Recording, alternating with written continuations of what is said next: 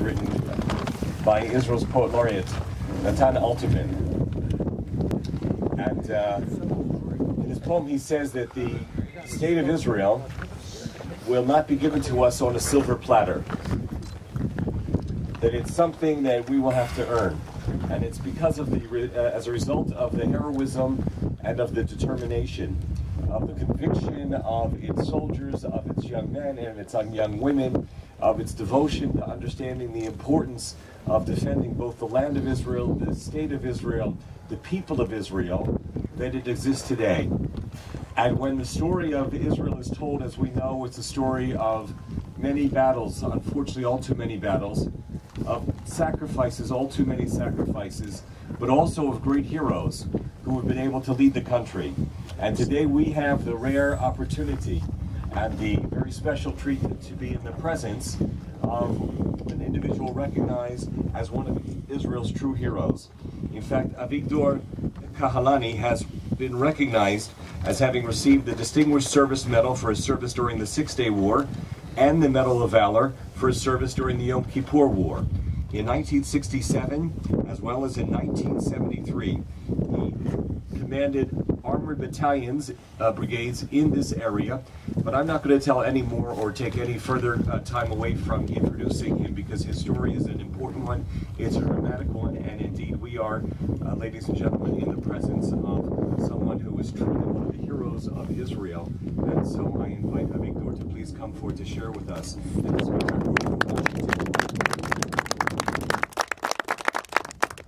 one of our members, Bobby Cohen, and I think Lorraine had heard you a couple of years ago, so you can't tell the same story again. Now they're hoping you will, but Bobby and Lorraine very much wanted us to be sure to have you with us, so we're in for a real treat. Thank you, Avigdor.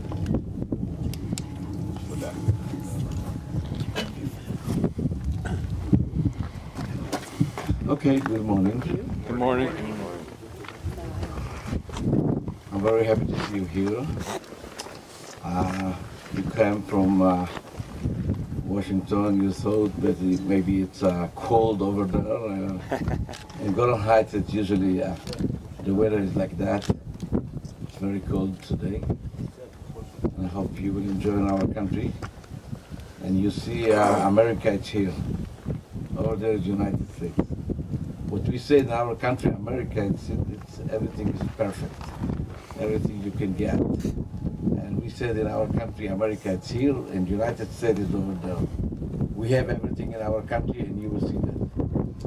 I'm sorry about it's cold, but I will try to explain to you a little bit what happened here. My job now is, I don't know if you know my job. I'm the head of the Aguda Leman Chayal, is the association for the soldiers, the well-being for the soldiers. We have the FIDF, and is at America, that the Aguda, the association, built the FIDF, and now they are independent, and we are working, we cooperate together.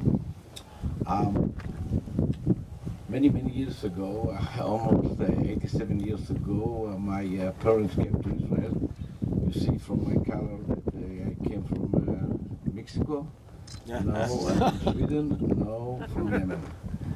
My father and my mother, they were 1 year old, and they arrived from Yemen, and they came to Israel, and they live in a Yemenite neighborhood in Tel Aviv.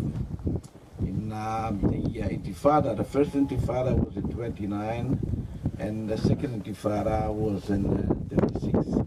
My father had to run away from Jaffa, near Jaffa, and they moved to a place on the name Nes Tziyona.